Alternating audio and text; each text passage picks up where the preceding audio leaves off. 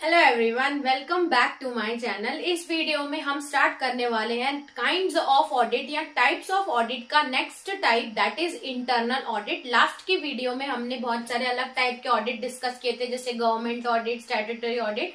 मैंने प्लेलिस्ट का link description में दे दिया है, आप जाके चेक कर सकते हैं अगर आपको ऑडिटिंग की पूरी सीरीज चेक करनी हो तो स्टार्ट करते हैं next kind of audit, that is internal audit. जैसे नाम सजेस्ट करता है, इंटरनल ऑडिट यानी कि ये एक ऐसा ऑडिट होता है जो कंपनी वाले आपस में अंदर ही ऑडिट करते हैं। दैट मीन्स इसमें कोई प्रोफेशनल सीए या प्रोफेशनल ऑडिटर की जरूरत नहीं होती, इसमें कोई रिपोर्ट तैयार करने की जरूरत नहीं होती, और दूसरी बात ये कंपलसरी भी नहीं होता है। इंटरनल ऑडिट बस इसलिए कराया जाता है ताकि हम अपने फाइनेंशियल रिकॉर्ड्स या अकाउंटिंग प्रोसेस को चेक कर पाए। ठीक है, तो ये था अबाउट मीनिंग ऑफ, या समझ सकते हैं थोड़ा सा इंट्रोडक्शन की इंटरनल ऑडिट होता क्या है। तो चलिए अब डिटेल में जानते हैं। सबसे पहले जानते हैं इंटरनल ऑडिट होता क्या है। तो क्या लिखा है, is the independent appraisal activity. Appraisal activity यानी कि अपने ही ऑर्गेनाइजेशन में कुछ अच्छा करना, जिससे हमारी ऑर्गेनाइजेशन की ग्रोथ हो, ऐसी एक एक्टिविटी है विद इन द ऑर्गेनाइजेशन। इसमें कोई एक्सटर्नल की जरूरत नहीं पड़ती, आप ऑर्गेनाइजेशन के अंदर ही करते हो। फॉर रिव्यू ऑफ अकाउंटिंग यानी कि आपके अकाउंटिंग को रिव्यू करना, चेक करना कि क्या अकाउंटिंग प्रोसेस है।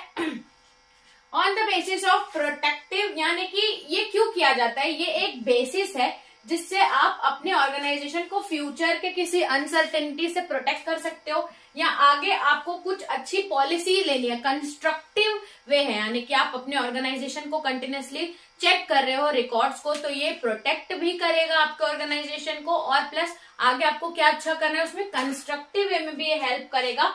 ये एक तरीके की सर्विस है टू द मैनेजमेंट। ठीक है, तो ये आपके ऑर्गेनाइजेशन को कंस्ट्रक्ट करना है या प्रोटेक्ट करने के लिए ही किया जाता है इंटरनल ऑडिट। अब इसमें क्या होता है, कैसे क्या करते हैं एक्चुअली में हम इंटरनल ऑडिट में क्या करते हैं, तो आप चेक करते हो, मेजर करते हो, इवेल्युएट यानी कि चेक करते हो कि जितने भी हमारे ऑर्गेनाइजेशन में एक्टिविटीज हो रही हैं वो सही से जा रही है। लेकिन it is a kind of control towards the activities of organisation. ठीक है, अब ये क्या करता है, इसमें एक्चुअली में काम क्या होता है, deals with accounting and financial matters. जितने भी फाइनेंशियल मैटर्स हैं उससे डील करते हैं। बेसिकली ये देखा जाए तो अकाउंटिंग या पैसे से रिलेटेड या फाइनेंशियल मैटर से डील करता है, लेकिन प्रॉपरली अगर देखा जाए तो प्रॉपरली ये ऑपरेटिव लेवल पे काम करता है, यानी कि ऑर्गेनाइजेशन में जितने भी ऑपरेटिव एक्टिविटीज होती है उस पे ये ध्यान देता है बेसिकली। तो यहाँ लिखा है properly deals with operating nature, यानी कि जितने भी ऑपरेशन ऑर्गेनाइजेशन में हो रहे हैं उसको डील करता है। ठीक है, तो ये था अबाउट अ शॉर्ट इंट्रोडक्शन, या आप बोल सकते हो इसमें कंप्लीट मीनिंग मैंने दी है कि एक्चुअल में क्या क्या होता है। कुछ कुछ वर्ड्स आप इसमें से ले सकते हैं, फिर उसके हिसाब से आप सेंटेंस बना सकते हैं। ठीक है, अब नेक्स्ट बात करते हैं कैरेक्टरिस्टिक्स ऑफ इंटरनल ऑडिट। आप जानते हैं कैरेक्टरिस्टिक्स होता क्या है। कैरेक्टरिस्टिक्स का मतलब होता है कि उस चीज के बारे में आप क्या जानते हैं उसमें उसके बारे में लिखिए। तो अभी तक हमने जो इंटरनल ऑडिट के बारे में जाना है उसको ही हम कैरेक्टरिस्टिक्स बनाएंगे, इसमें ज्यादा कुछ याद करने की जरूरत नहीं होती। तो देखते हैं characteristics of audit. It has got independent status. Independent status यानी कि ना ही इसमें हमको रिपोर्ट प्रिपेयर करनी है, ना ही हमको कोई एक्सटर्नल इनवाइट करना है यहाँ पे। तो ये इंडिपेंडेंट है, आप अपने मर्जी से कर सकते हैं, इसमें किसी का कोई कंट्रोल नहीं रहता। तो ये है, it has got independent status. फिर लिखा है टोटली फ्री फ्रॉम मैनेजर और एग्जीक्यूटिव फंक्शंस। आप मैनेजरियल फंक्शन को नहीं देखता, एग्जीक्यूटिव फंक्शन को भी नहीं देखता, यानी कि क्या करना है, लेकिन ये जरूर आपको हेल्प करता है फ्यूचर डिसीजन मेकिंग में। ठीक है, तो ये कंट्रोल नहीं करेगा, यानी कि कंट्रोल नहीं करेगा एक्टिविटीज, लेकिन बराबर चेक करेगा कि आगे फ्यूचर में क्या डिसीजन लेना है। तो ये आप ले सकते हैं, फॉर्मुलेटिंग डिसीजंस ले सकते हैं। थर्ड आप कैरेक्टरिस्टिक्स लिख सकते हैं। तो इंटरनल ऑडिट क्या है, यानी कि आप कंटिन्यूअस वॉच कर रहे हो एक्टिविटीज को, या आप कंटिन्यू रिव्यू कर रहे हो एक्टिविटी को। तो यानी कि ये बोल सकते हैं कि ये मेंटेन करता है रेगुलर वॉच और कांस्टेंट रिव्यू। जो भी आपके फाइनेंशियल मैटर है उसको कंटिन्यूअसली एक इंटरनल ऑडिटर रहता है, वो चेक करता रहता है कि कहाँ कहाँ, यानी कि प्रॉपरली नजर रखता है ट्रांजैक्शन पे।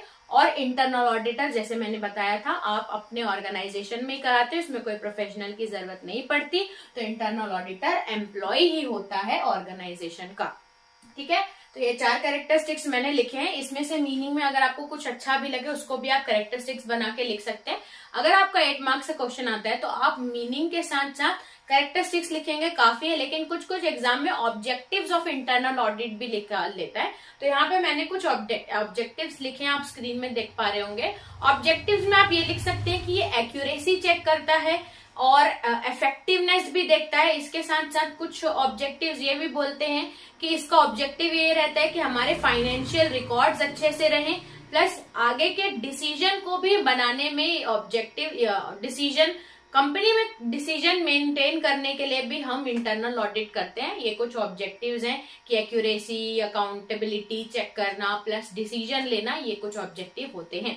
तो इस वीडियो में हमने डिस्कस किया meaning of internal audit, characteristics of internal audit और objectives of internal audit. I hope आपको समझ में आया होगा। तो इस वीडियो में इतना ही रखते हैं, चलते हैं नेक्स्ट वीडियो में, देखते हैं नेक्स्ट टॉपिक। तब तक के लिए थैंक्स फॉर वॉचिंग।